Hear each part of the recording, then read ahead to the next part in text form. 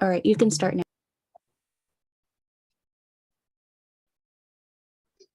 Hola, buenas tardes. Estamos ofreciendo interpretación simultánea al español durante esta reunión. Si desea escuchar la interpretación en español, haga clic en el botón Interpretación o Interpretation en la parte inferior derecha de la pantalla Zoom. Verá un icono de globo terráqueo. Si se está uniendo a través de la aplicación Zoom para smartphone, seleccione su idioma haciendo clic en More o Más o en los 3 puntos en la esquina inferior derecha de la pantalla. Seleccione Language Interpretation o interpretación del idioma, luego elija Spanish y haga clic en Done o Listo. Y si desea escuchar solo a los intérpretes y no a los oradores originales, asegúrese de hacer clic en Mute Original Audio o silenciar audio original. Todos deben elegir un idioma. No se quede en la posición de apagado predeterminada. Gracias. Okay, welcome to Parent University. Thank you for being here. I know it's a Thursday night at 6 o'clock, so just appreciate you coming and showing up, and hopefully we'll make it worth your while to be here. Tonight we're going to talk about Canvas, PowerSchool, and IB Assessment, which are all important things for being able to ensure the success of your student and for you to know what's going on with your student and hopefully communicate with the school. I'm Corey Julius, the IB coordinator for our K-8 school. And Jose, do you want to introduce yourself? Yes, I am Jose Diaz. I'm the assistant principal at Albert Einstein Middle School. Okay. We're glad you're here. I put a bit.ly up here in case you want to follow along with the presentation. We're only doing about 19 slides of the presentation. So if you see the longer slides are just some more detail that we're not going to get into tonight, but you might want to look at later if you'd like. I placed that in the chat for our audience there, Ms. Julius. Thank you very much. And so tonight we're just going to, if this is your first time using Zoom, you'll see that there's a toolbar panel probably at the bottom of your screen, and you'll see there's a chat. You can type in questions there if you'd like, and Jose will be monitoring the chat tonight. There's also a Q&A that you could put questions in. We'll be checking both of those. You can mute if you're not muted already. It'd be great if you mute yourself so that we don't hear outside noises coming from your house or wherever you are. And yeah, I think that's it. And we can go ahead and get started with the presentation. Okay, here we go. Okay, good evening. I'm going to present the first part of this presentation, and you may have heard these terms before: SIS, which stands for Student Information System, or LMS, which is our Learning Management System. And as we already know, a lot of these came into larger usage and more important as we entered the pandemic, especially on the LMS side. But as a brief explanation, I'm going to put a longer explanation in the link in the chat. But as a brief explanation, the SIS serves as basically our records keepings, right? Student information, grades, attendance records, and so on, all live in our SIS. Gone are the days of file cabinets and the Dewey Decimal System.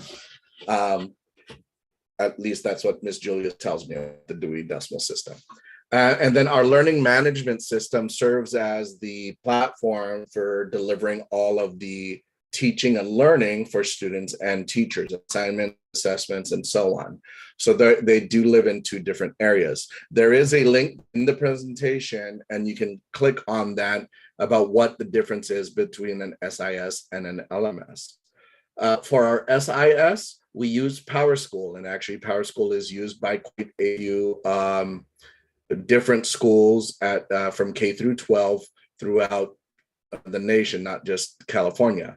And Canvas is also our LMS, which is used through K through college to deliver assignments, student support, and even messaging your teachers. And that's basically the brief explanation between the two systems. Okay, I'm going to play Ms. Corey Julius will play a short video to explain what Canvas is and how it can serve you as a parent.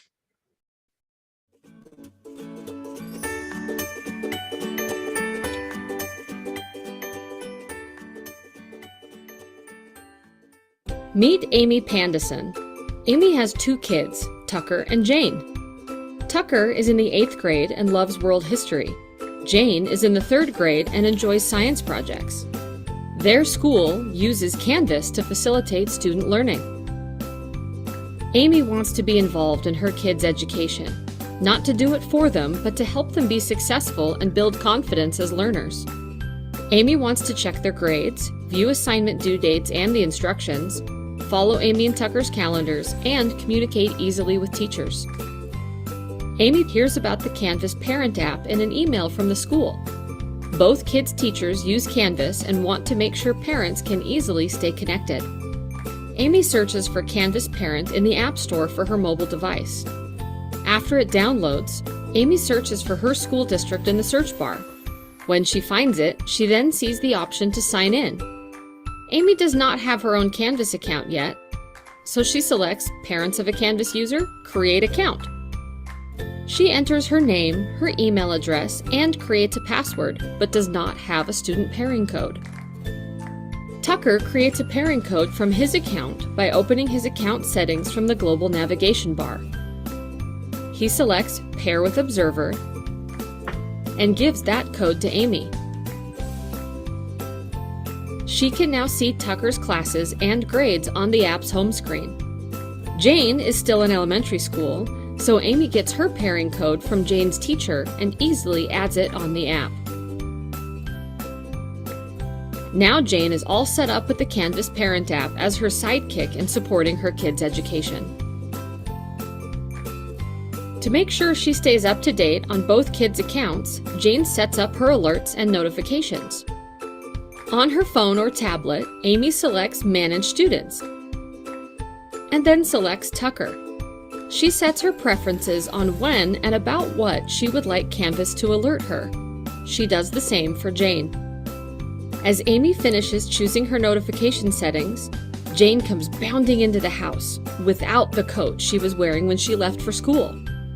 On the app, Amy opens her inbox, selects Jane's class, and sends a quick message to Jane's teacher about the missing coat.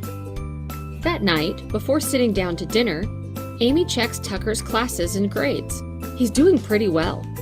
She also checks the calendar and notices that Tucker has a test coming up in a few days, and then helps Tucker organize his notes and create a study plan after dinner. She notices in her alerts section an announcement about a field trip to the local museum for Tucker's world history class, and a request for volunteer parent chaperones. Amy sends a quick message through the Canvas inbox to volunteer as a chaperone. Amy glances at the calendar and notices that Jane has a science project coming up. She looks at the assignment and notices a list of supplies and instructions for how to submit the assignment. Amy sets a reminder to buy the supplies. That night, Jane sits at the computer with Amy and they make a plan for Jane's project. Later that week, Amy helps Jane finish the project and helps her submit before the due date. After a long week of extracurricular activities, Amy sees a notification on her Canvas Parent app about a missing assignment in one of Tucker's classes.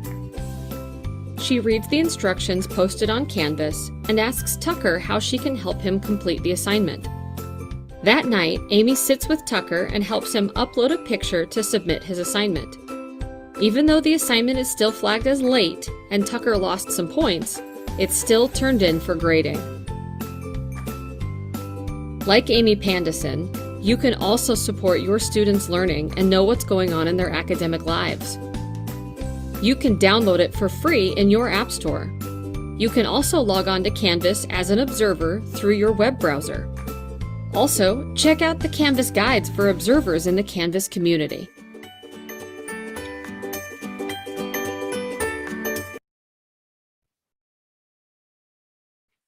Okay, thank you, Ms. Julius. So a couple things here. Students already have been introduced to Canvas, especially if they have been with us at the elementary school and now at the middle school. So I'm not going to go over the student login because the students can have already accessed that, and we've worked through issues if students had login issues. We can also direct you though to our website. I've dropped that into the chat about parent login information. Our tech team has assembled information for all of our parents. And also there is a YouTube video, which we can play, Miss Julius, that our librarian at the elementary school, the video also in the chat if you want to follow along at your own pace.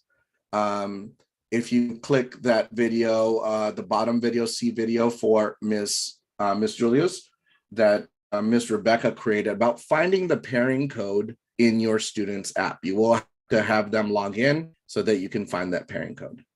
Miss Julius, can you click on that? Yeah, the C video. Thank you. As a student, you can either go to Account, Settings, and from here you can pair with Observer on the far right.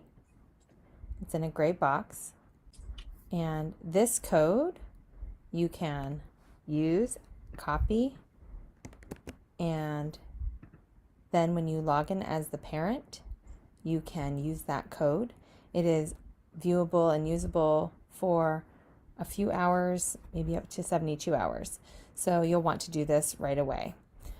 Or you can click on Account, and if you're pairing with a mobile login through the app for the parent app, you can click on QR mobile login from Account.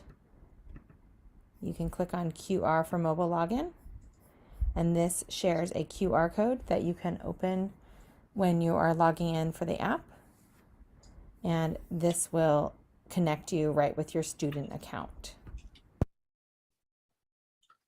Thank you, Miss Julius. And for your convenience, I've also dropped in the links to the Android and iOS parent apps. If you have any issue technology, accessing, computers, and coding are an extremely valuable industry. And I know that if you have getting some other audio. If you have any issues logging into that, please let us know, or you can also search for the Canvas app in the Google Play or iOS Apple Store. Another thing that we want to talk about briefly is our PowerSchool login. If you can go to the next slide, Miss Julius, thank you. And again, PowerSchool is SIS, but it is also where we house our final grades at the middle school.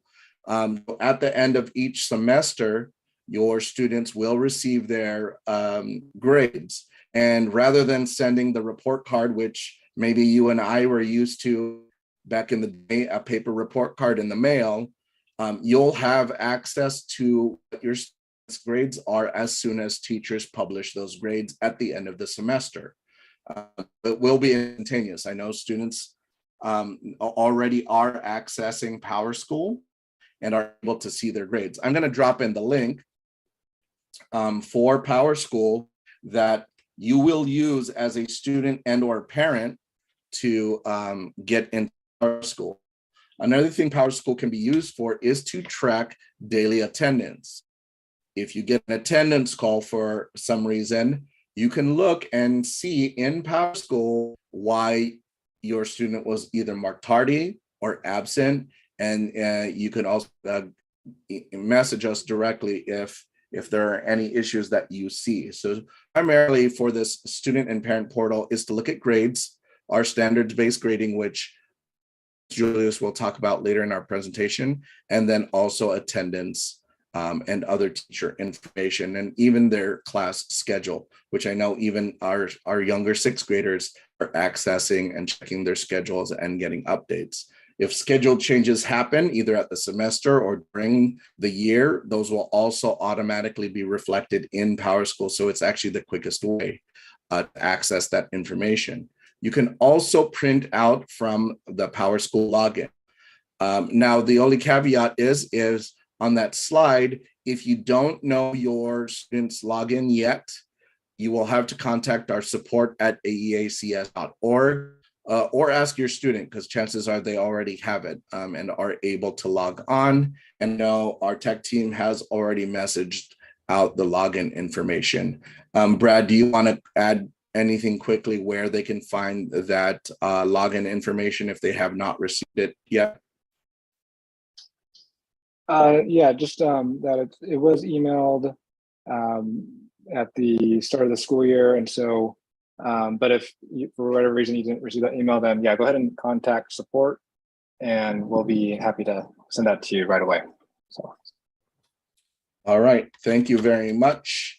I don't see any questions in the chat yet, unless it has to do with my audio, and my apologies. I'm not in a great spot in my house, but I've also emailed there for our support team in case you don't have access to PowerSchool and or Canvas yet.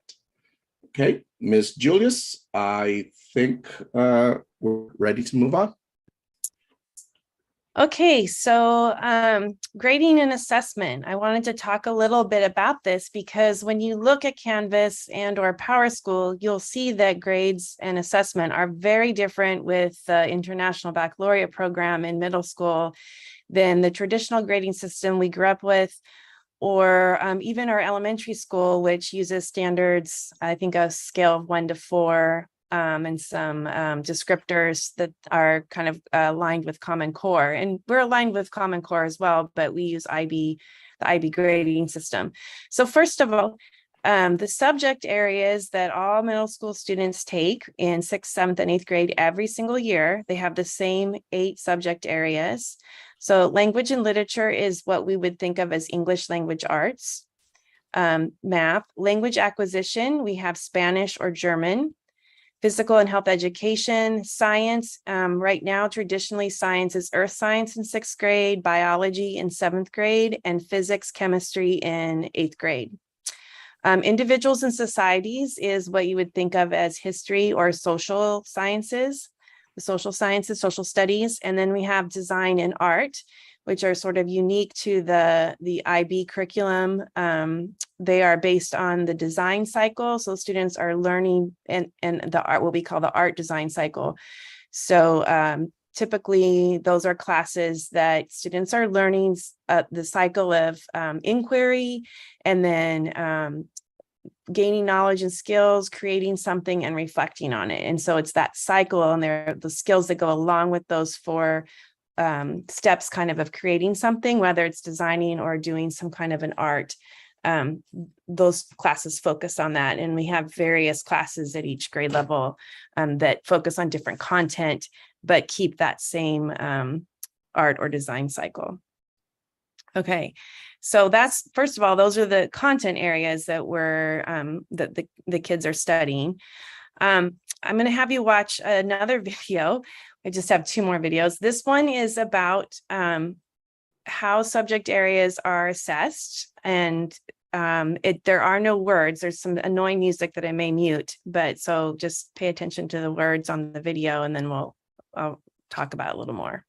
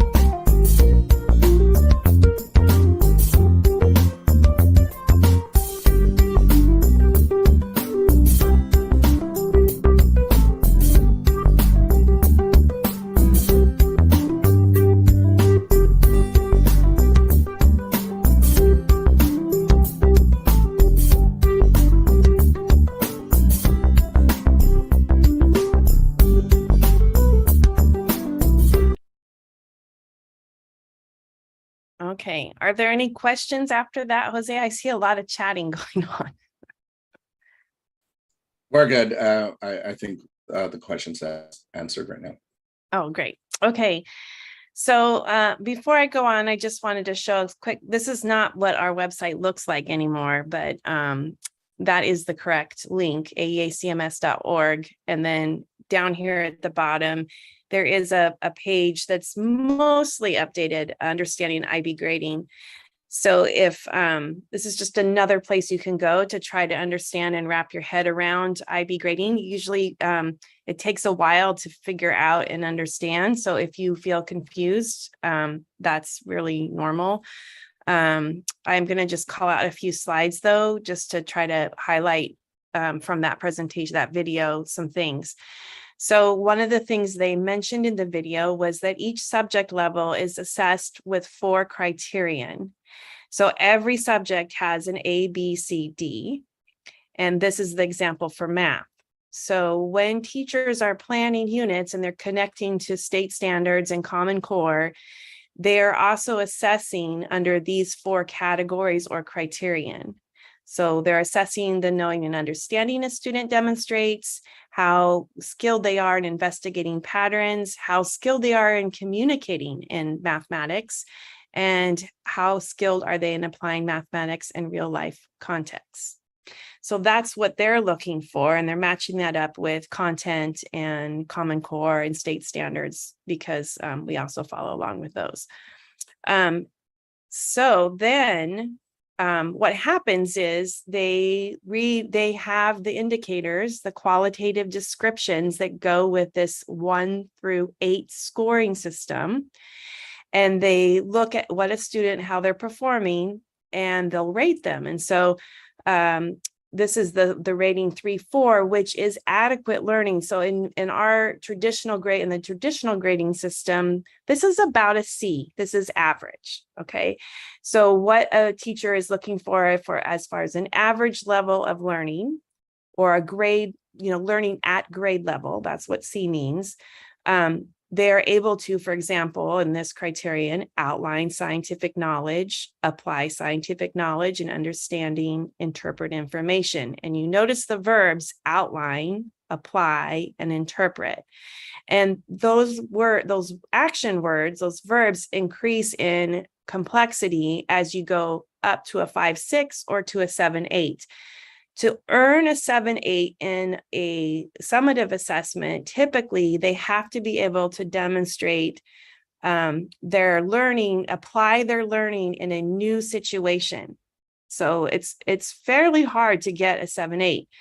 The thing I want to point out is that when you see a 3-4 in your students' grades or in their assessment and report cards, that doesn't mean they have a 50%, because there are 8 points possible. It's not a 50%. A 3-4 means that they are able to do these things in this criterion.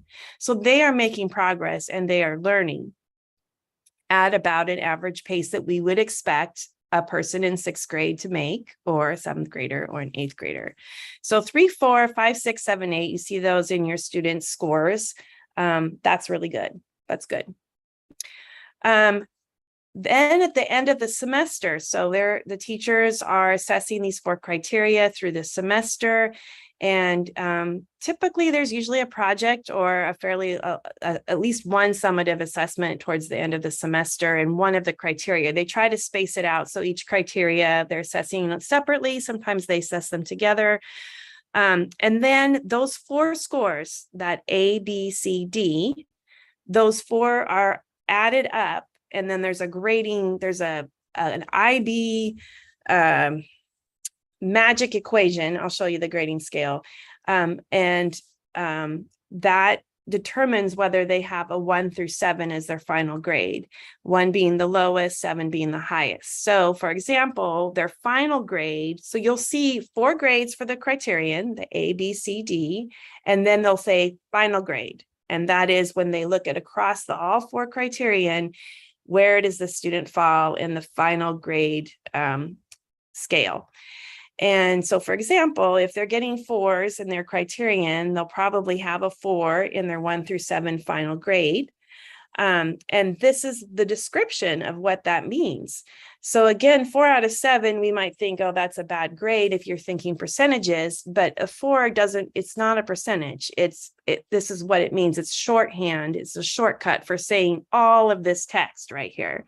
So you can tell that this student is making progress. They're making good quality work. And then again, the descriptors become more, describe work that is more intricate and more substantial as they go up 5, 6, 7.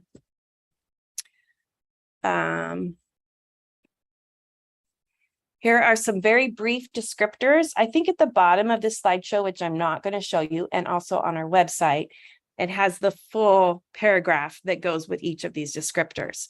But you can see that in general, we're seeing very limited learning or demonstration of learning from students if they're scoring 1s and 2s. And then from 3 to 7, it's a discussion with your student. I mean, if you really want to see them producing down here, you might need to have a discussion with them. However, 3 is an acceptable quality in IB. It means that they're making progress. They're demonstrating learning. We are seeing them growing and learning. And I might not be at the pace that you want them to be, but as parents, but this is where they are demonstrating learning. So again, the bottom line is there are 4 criterion in each subject area, and they're given a grade in each of those criterion. So someone might be really strong in knowledge and understanding, but not so strong in communicating, either with their peers or with the teacher, or in their writing. If they're explaining, for example, a problem in math and you have to explain your thinking, if they're not able to explain their thinking, they might score a little lower in that criterion. And then once you have those 4 criterion, they add up and they compile them and they come up with the score that's between 1 through 7 as their final grade. For 8th grade, we do on the transcript, we have like we make sure that, so if you're going to a non-IB high school, there's a translation into letter grades so that that non-IB high school understands what these grades mean.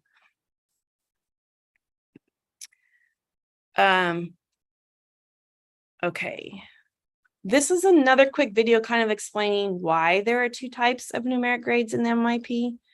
I kind of feel I pulled some slides off of this video, so I'm not sure what time is it. I don't know, Jose, do you think I should show this video too, or just keep going? It does have some good stuff in it. I think you can, yeah, you can play it. I think we have time. It's just another 3 minutes. Mm-hmm. The same illustrations and music, but the content is good.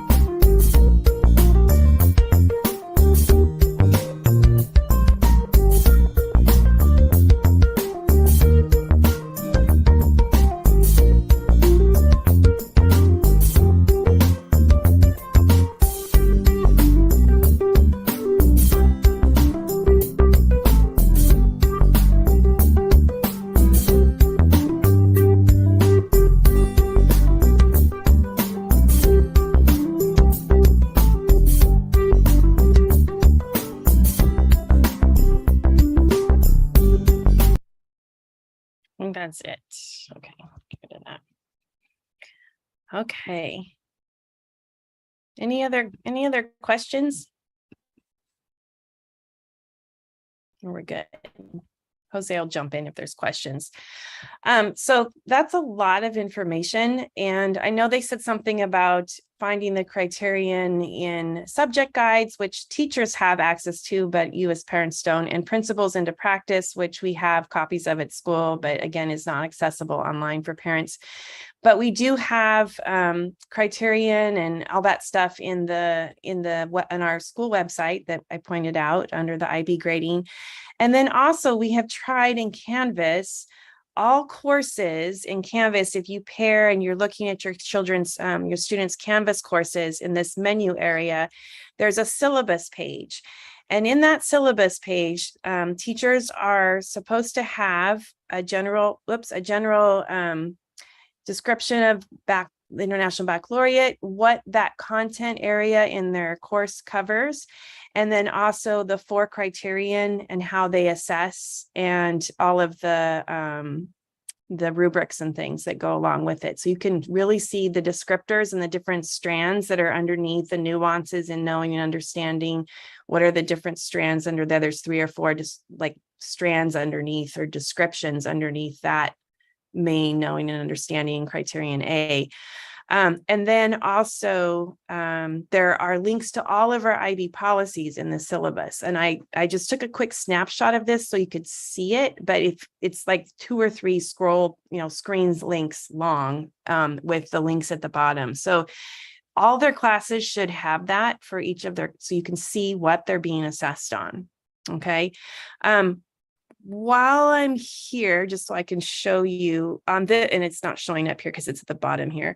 At the bottom of this is a student support portal.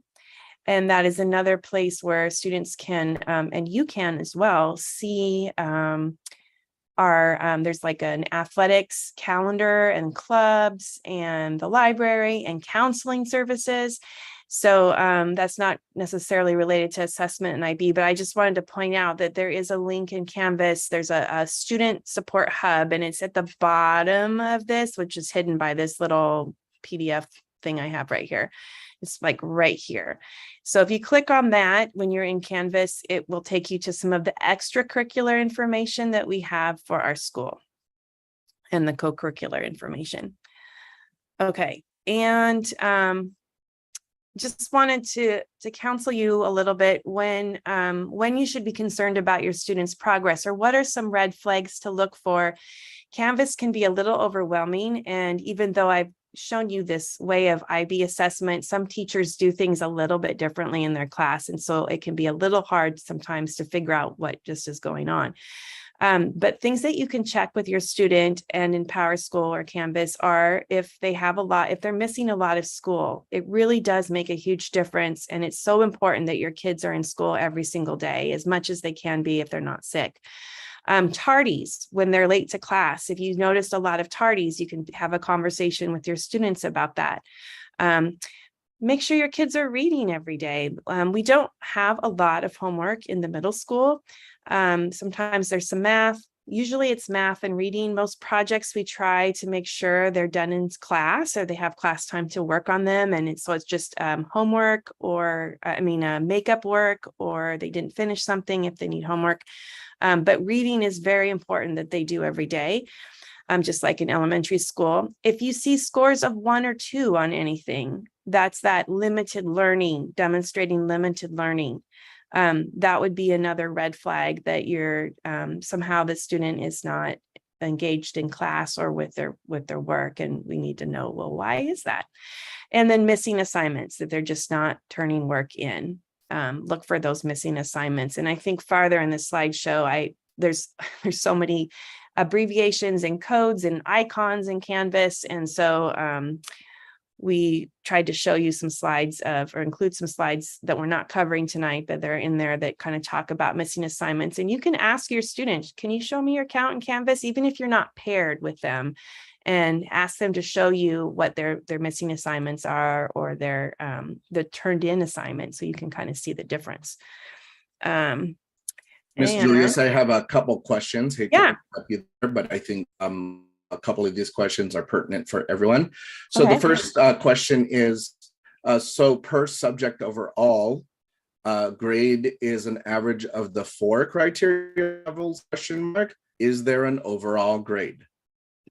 so it's a, let me get back to the slide. Oh, did I not put I didn't put the slide in with did I? No, not with the, I have one down here farther.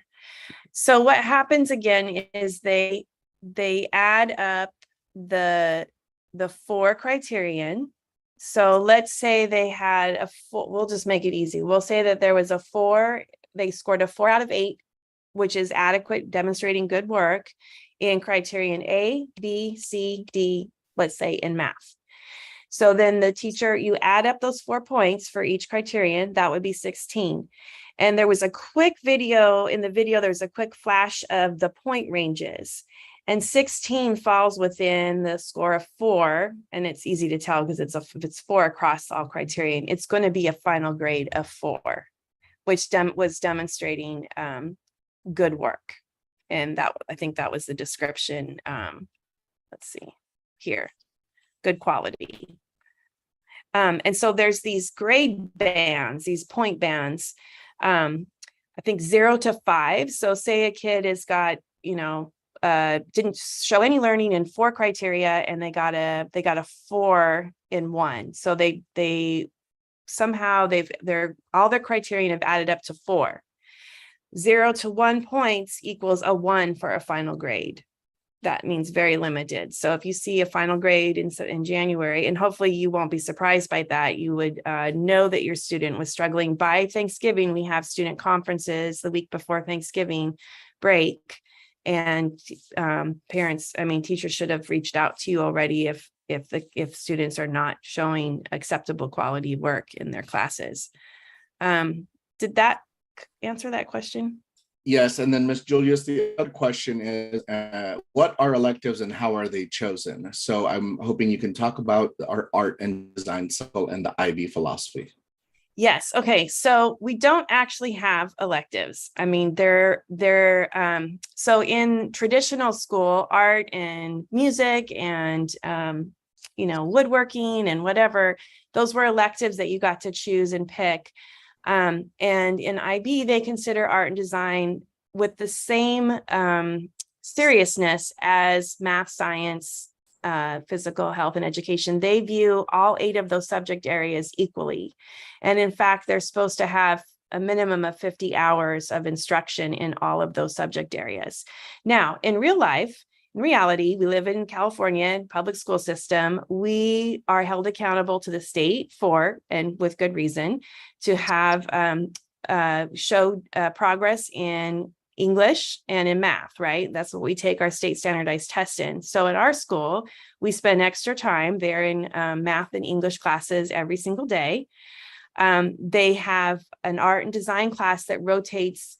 We are on an A-B day schedule. And so each student takes an art or design class their A day, and then they take an art and design class their B day. Science and history, they take science one semester, all one year's worth of curriculum goes into one semester, and they take science every single day. Then the second semester, they'll go to individuals and societies, or vice versa. Okay, so you can see that there is more time dedicated to math and reading, or math and English, English language and literature. And then we have the history. And but in each grade, there are a variety of each teacher teaches an art or design class in addition to the other content area they teach. So for example, in 6th grade, we have one of our Spanish teachers teaches what her class is called Viva la Danza. And so she does a dance class with the kids. That's one of their art classes. The science teacher does aviation, and that's a design class. Our history teacher in 6th grade does an art through the ages class, and it kind of ties into the history curriculum. In 7th grade, they'll have a digital design class. Actually, they have 2 with the science and the history teacher. And then we have film and trying to remember, I think bowl is actually, it's like a traditional drawing and painting class. So that's kind of how it, so they get new classes every semester. They'll get 2 new classes, but they don't, at this point, we haven't been able to figure out how to get them to choose because our school's small and the space is limited. So we have to kind of divide them up and make sure they get as many of the hours of instruction they need for both art and design. Did that answer that question? Yes, thank you, Mr. Diaz. Okay. Anything else? That's it for now. Okay. So again, where to find more information on our school website. And I believe not only with the bit.ly from tonight, but the presentation slides and the audio for this presentation will be available and messaged out to participants and then linked into the website. I believe that's correct. And that's all that I have.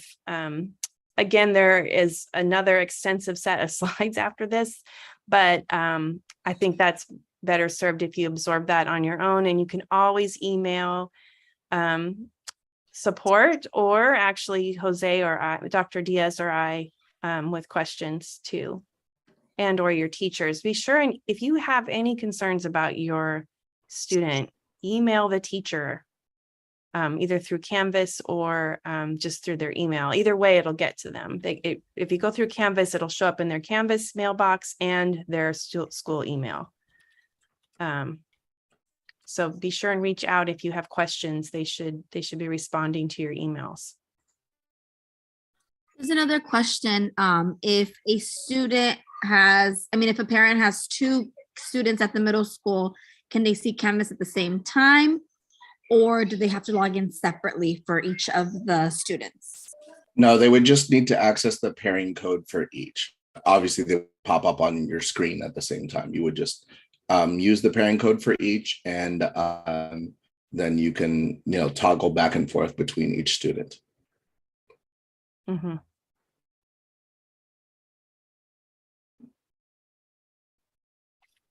Any other questions or questions about anything? This one's a great question. We have, are any extracurricular activities available via Canvas or PowerSchool? Yes, via Canvas under the Student Support Hub, there's a link to our clubs and who to contact regarding some of those clubs. But you can also email us for that information and we can provide those links.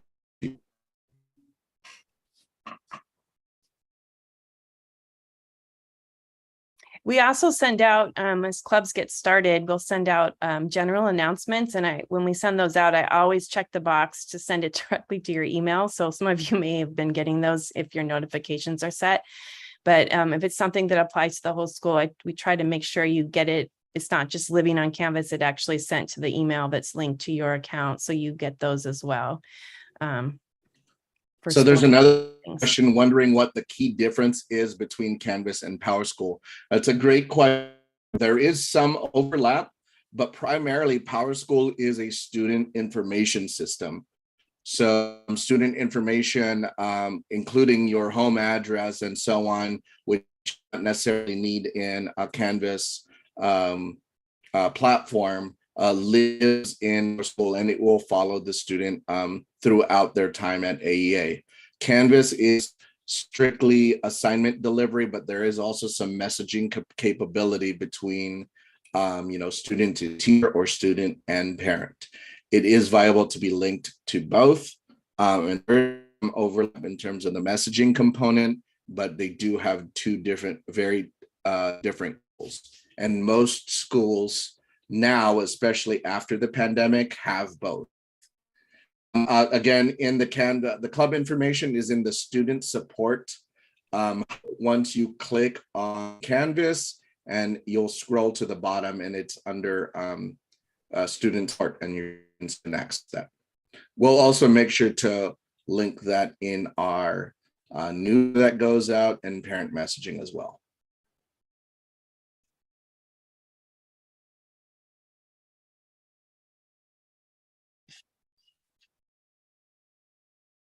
Thank you, Ms. Solorio, for putting that in the chat. Okay, I don't see any more questions, but if, again, questions do pop up, please use that support email. Is also a hotline number. Let me, if I can put that in the chat. Go ahead. Sorry.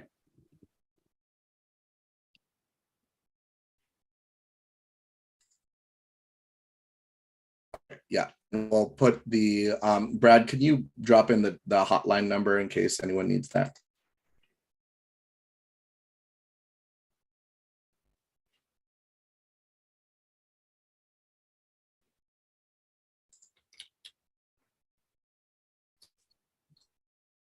Okay, that's all right now. Ms. Knowles, you can contact me directly and I can help you with finding the Student Support Hub. Thank you very much for coming tonight. Ms. Corey Julius, thank you again. Thank you, Dr. Diaz. Thank you, everyone, for coming. And yeah, just reach out if you have questions.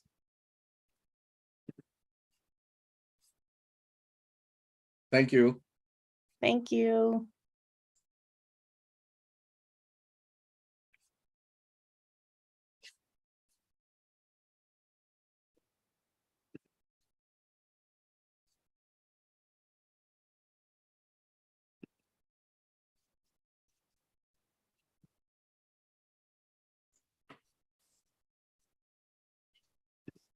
Thank you, everybody. Thank you, our interpreter and our tech support team. Yes. All right. Bye. We did it on an hour. Yeah. Perfect. You get your evening back. Thank you very much, everybody. Yes. I think that was better than all of the information we gave out last week or last year. Yeah, last year. It is a lot. 16 is the limit. So I think. Yeah. It's the limit for me anyway. Yeah. Thank you, Ms. Julius. Okay. Thank you.